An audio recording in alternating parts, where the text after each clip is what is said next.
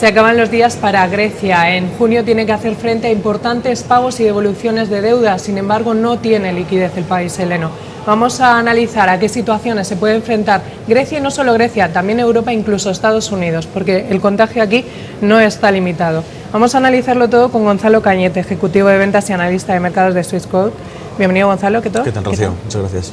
Bueno, nos acercamos a esa fecha clave para Grecia. El 5 de mayo tiene que hacer ahí un importante pago al FMI, 762 millones de deuda. No tiene liquidez porque en los anteriores pagos la ha conseguido de malos modos, que ahora le voy a preguntar de qué formas, ¿no?, o complicados modos. Y ahora mismo, ¿de dónde podría sacar la liquidez el país para hacer frente a este pago? Sí, yo creo que si tuviésemos que ponerle un titular a esto sería como el 5 de junio, la hora de la verdad. Sí, claro, porque obviamente el crédito no se le concede a Grecia desde agosto de 2014, ni por la Unión Europea ni por el Fondo Monetario Internacional. Y el pago de mayo, digamos que la solución que se sacaron de la manga fue utilizar la cuenta de reservas que habían del FMI. Estoy seguro que además esa solución se sacó a última hora y porque el propio FMI lo sugirió. Es decir, que estoy seguro que Grecia, el primer ministro comunicó que no se iba a poder efectuar el pago y el propio FMI fue el que probablemente le dijo: tenéis una cuenta de reservas aquí que puede ser utilizada como colateral o como contrapartida del pago de intereses de la propia deuda. En cualquier caso, son 762 millones lo que tienen que desembolsar el 5 de junio. En total, durante junio, si sumamos pensiones, prestaciones sociales y el resto, tiene que hacer frente a 3 pagos en junio. Son más de 1.500 millones de euros. Entonces, no es poca cosa y sobre todo, si nos fijamos en los últimos pasos y medidas que está tomando Grecia, realmente se acaban las soluciones. Sí. Yo creo que, principalmente poniendo sobre la mesa cuál es la situación para que el público inversor conozca bien de verdad de qué va esto, estoy seguro que la discusión que se está produciendo continua y prolongándose entre Europa y Grecia es la postura alemana de estos antes o después tienen que ceder, porque el daño que se está produciendo, el dolor que se está produciendo dentro del sector bancario griego es absoluto y dentro de las cuentas públicas también, porque ahora explicaremos qué están haciendo, están secando por completo los medios de pago, tanto en las vías públicas como en el sector bancario. Meses anteriores, todo el primer trimestre de este año, incluso en diciembre, cuando se anunciaron las elecciones en Grecia, salieron cantidades inmensas de liquidez de los bancos de Grecia, de los bancos privados. Es un problema que ya tenemos de hace meses, pero el tema aquí está en que, de nuevo, repito, los alemanes piensan, es tal el dolor que tiene que estar sufriendo el sector bancario en Grecia, que tiene que ceder el gobierno antes o después. Pero por otro lado, los griegos están pensando, esto no es un problema nuestro, porque si hacemos un impago de deuda, los que están teniendo, los que contienen nuestra renta fija, es el sector bancario europeo y en especial el alemán. Y dice, si vamos a la quiebra, esto es un problema que va a repercutir en la renta fija de toda Europa y muy especialmente en la alemana. Y eso indirectamente repercutiría también, por ejemplo, en la fluctuación del eurodólar, que muy probablemente metís un bajón increíble. Y eso además afectaría a la renta variable y también a Estados Unidos, porque se les iría de las manos, provocaría una distorsión del mercado muy grande. ¿Esto es un farol por parte del gobierno griego o no? Bueno, si tenemos en cuenta cifras concretas para que entendamos, el PIB de Grecia es el 1,8% aproximadamente de la zona euro, unos 210.000 millones de euros.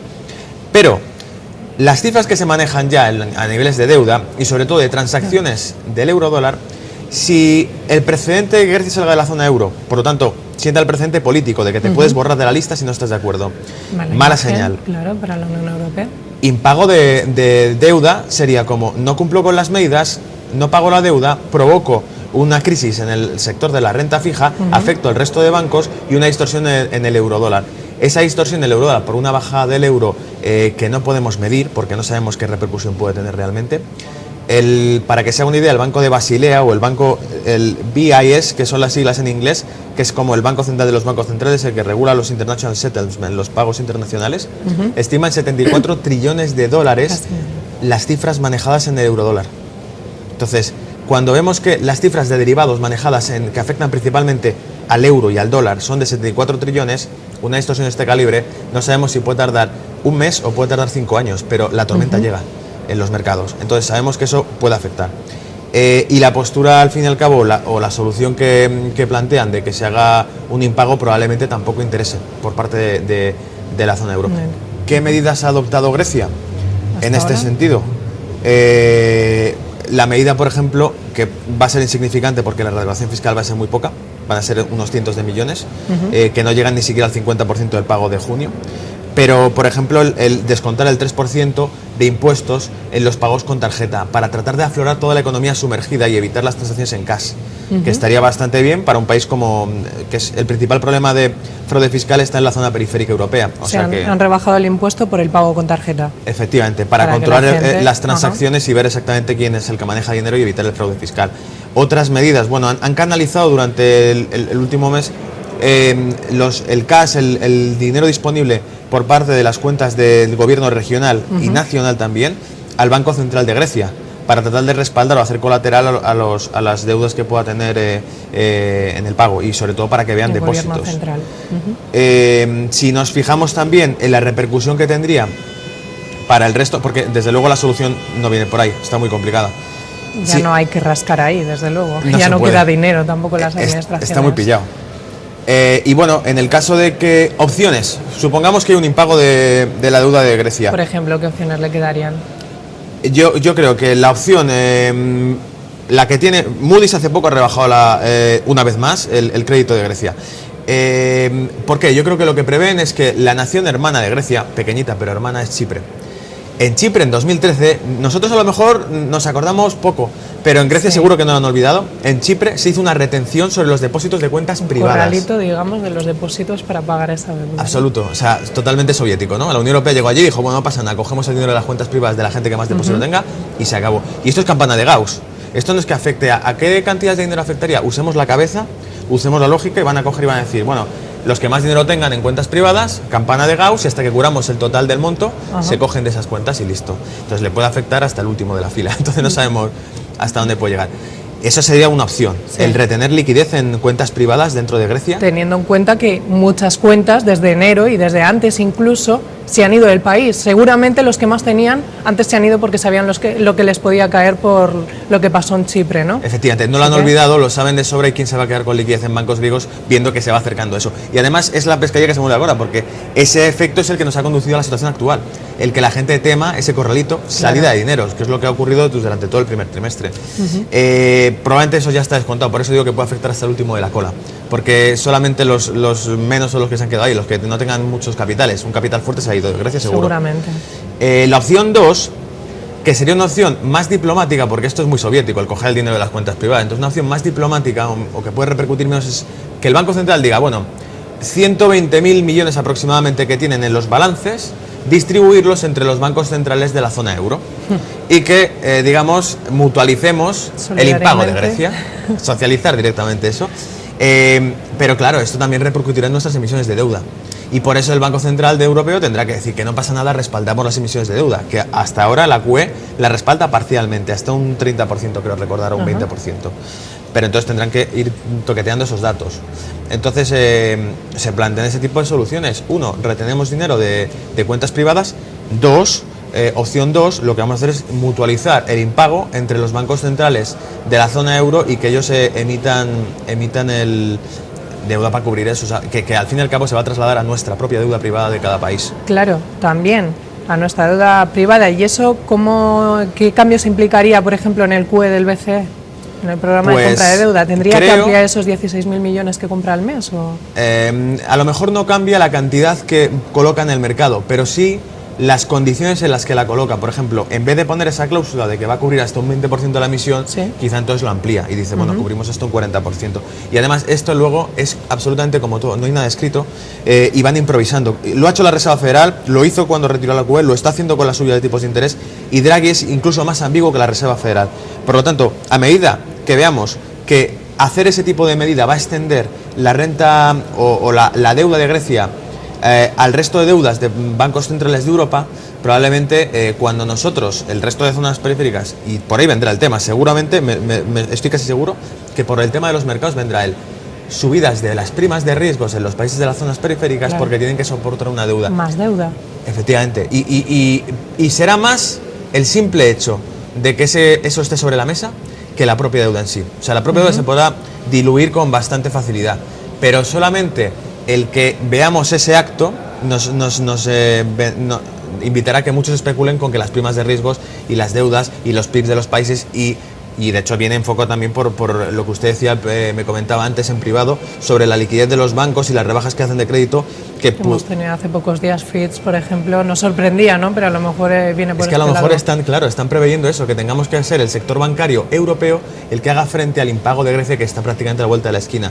Y probablemente están diciendo, bueno, si se distribuye la deuda griega entre los bancos centrales periféricos y los bancos centrales, el Banco Nacional de España tiene que obtener liquidez de bancos privados, volvemos a estar en la misma película de 2012. Hay suficiente liquidez de los bancos privados para respaldar emisiones de deuda de esas cantidades, y por eso probablemente, como ya no sabemos la receta, que la receta es que Draghi aparece y dice que no pasa nada y que van a poner liquidez sobre la mesa para cubrir las emisiones, y todo baja. O sea, baja los bonos y las primas de riesgo y sube la renta variable. Por ahí vendrá la solución, pero una vez más tendrá que mojarse el Banco Central, y volveremos a poner polémica como se puso en el dólar y se está poniendo en el euro, para los que sí saben de mercado y saben que esto es un problema que especula con el default del propio euro en un futuro y el default del propio dólar en un futuro, porque están ahí, porque las cifras a nivel global de todo Occidente son monstruosas en deuda con relación al crecimiento.